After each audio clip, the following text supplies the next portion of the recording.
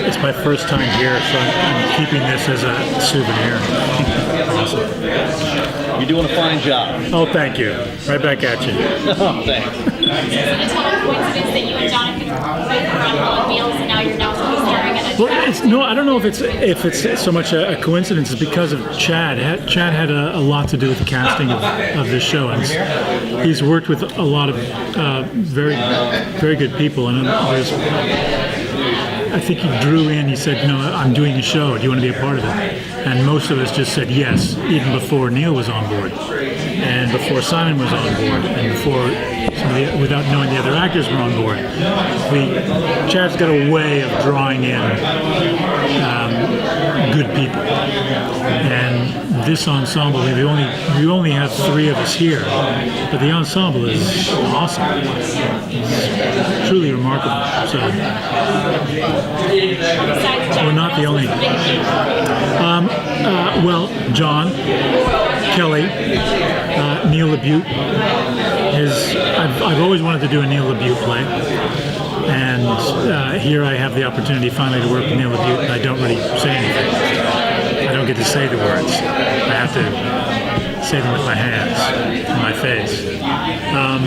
But it's still the same kind of twisted mind that Neil has just a wonderful way of looking at human nature and twist it to our darker tendencies, our contradictions, and bringing that into this world. It makes the vampires more interesting, more three-dimensional, and it makes the human beings more questioning their place in humanity. What is it to be human? What is the difference between just because you have that hunger, that blood hunger? Why is that any less viable as a living entity on this planet than a human being? What gives you the right to say that one is not more? It's like you start a development on a mountain, and humanity progresses into the forest or into the jungle. And do we blame the animals higher up the food chain because they pick us off one by one? Well, we're already intruding on their territory. So it's always an interesting question. And this world, suddenly a very viable thing happens in the world that creates an opportunity for vampires to not be burnt up by the sun, and that completely changes the game. They no longer have to hide in shadows. So it's that I found fascinating. Of those things I found fascinating. general description of the is it a very visceral kind of Yeah, I think it is. It's everything happens very much in the moment, and I think most of the time, you don't have time to make an intellectual choice. You make a decision because something is happening that's threatening your life right now, and that's where the mistakes happen. That's where the things that when we don't have an opportunity to really go, okay, this is what I'm going to do. Oh, wait a second, I shouldn't do that because this may happen, this may happen. You make a choice because something is threatening your life right now, and that could end up costing your life, or you could end up to see another day. The group that we start off with at the beginning is a group who obviously they've been alive for the 3 years since the problems, the major threat has been going on. So they are survivors.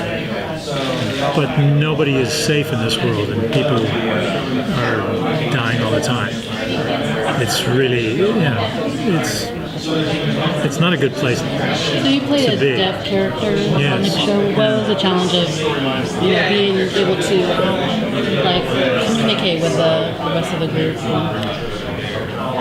Well, it was always a challenge because not all of them were able to communicate with sign language. There was one character Mohammed, who we decided he learned ASL through spending so much time with Sam, and they had a very close relationship, and that allowed him to communicate through Mohammed so that he wouldn't have to speak.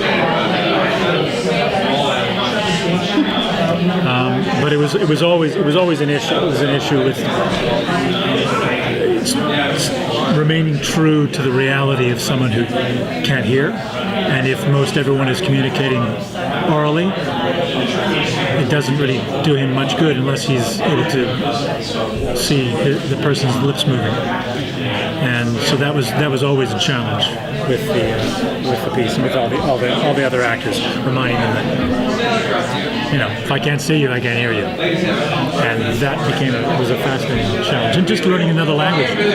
ASL is a very complex language, and to try and gain a fluency so that I could be understood, but there was also an alacrity with my hands and with my face and with my body that hopefully the deaf community would be able to look at that and go, okay, I might.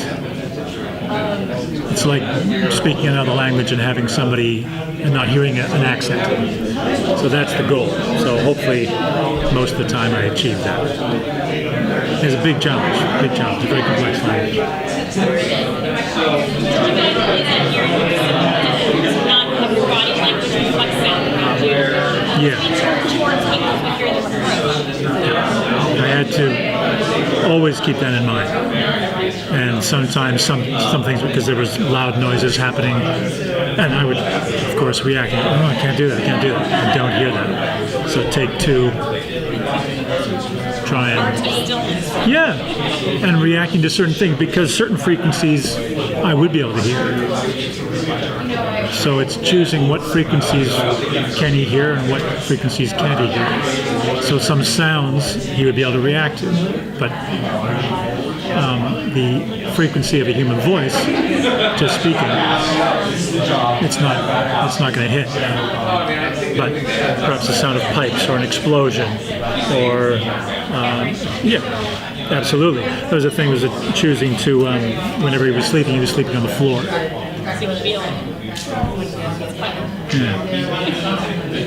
Out of necessity, right? It's again just trying to make choices that support the reality of what this kind of world would be, especially for someone who can't hear. That's obviously, it could be a very detrimental, could cost him his life. Sorry? No, he wore shoes. I think he would lose his life probably if he didn't wear shoes too, because they were mostly on the running. They're mostly going from one place to the next. And the beginning of the series, they actually show up and spend a number of episodes in one place.